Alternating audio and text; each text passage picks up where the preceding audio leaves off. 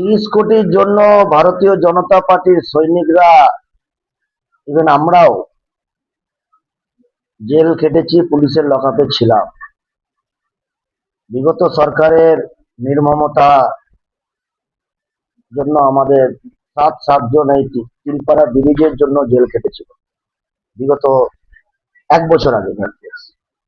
আজকে সত্যি গর্বের দিন, বীরভূমবাসীর গর্বের দিন, তথা পশ্চিম বাংলার ভারতীয় জনতা পার্টির বুথ স্তর পর্যন্ত কার্যকর্তাদের গর্বের দিন। তার কারণ, এই প্রথম রাজ্য বিধানসভায় ভারতীয় জনতা পার্টির নেতৃত্বাধীন সরকার, মানবিক মুখ্যমন্ত্রী, লোকপ্রিয় মুখ্যমন্ত্রী শুভেন্দু অধিকারীর নেতৃত্বে যে সরকার চলছে, সেই সরকারের অর্থমন্ত্রী সম্মানীয় স্বপন দাশগুপ্ত মহাশয় বাজেট পেশ করছেন।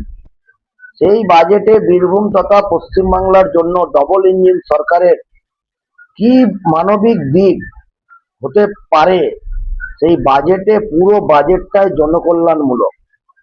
বীরভূমবাসীর সুখবর, আমাদের সুখবর, আপনাদের সুখবর, যে রামপুরহাটের পাশাপাশি সিউড়ি সাব ডিভিশনেও অর্থাৎ সিউড়ি শহরেও মেডিকেল কলেজের জন্য অর্থ বরাদ্দ করেছেন সম্মানীয় অর্থমন্ত্রী। সাথে সাথে যে তিলপাড়া ব্রিজ, যে মালদা থেকে একদম কলকাতা বা এদিকে দিল্লি থেকে একদম আপনার জলপাইগুড়ি পর্যন্ত যে সংযোগ স্থল তিলপাড়া ব্রিজ, দীর্ঘদিনের ভারতীয় জনতা পার্টি বীরভূম জেলার যেটা আন্দোলন ছিল, সেই আন্দোলন আজকে সার্থক রূপ পেয়েছে। অর্থমন্ত্রী বরাদ্দ করেছেন তিলপাড়া ব্রিজ সংস্কারের জন্য।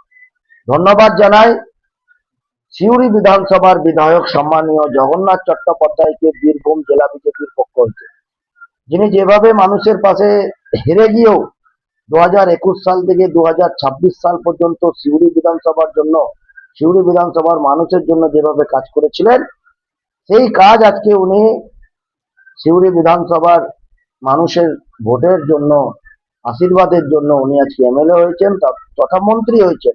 উনি সেই স্বপ্নকে বাস্তবে রূপ দেওয়ার জন্য ভারতীয় জনতা পার্টি বীরভূম জেলার পক্ষ হইতে ওনাকে অসংখ্য অসংখ্য ধন্যবাদ জানাই। এবং আজকেই বাজেট পেশ হয়েছে, আগামী দিন একদম নিশ্চিত থাকুন, সরকার কথা দিয়ে কথা রাখে। ভারতীয় জনতা পার্টি যে ইস্তাহার করেছিল ভোটের আগে, সেই ইস্তাহারও এখানে একদম যেভাবে যেভাবে বলা ছিল ইস্তেহারে, সেইভাবেই কাজ হচ্ছে। তো স্বাভাবিকভাবে সরকার বাজেট পেশ করেছে, তো সরকারের যে সিস্টেম আছে, সেই সিস্টেম দিয়ে জায়গা জমি যেগুলো আছে দেখার, ওনারা নিশ্চিতভাবে কিছুদিনের মধ্যে শুরু করবে।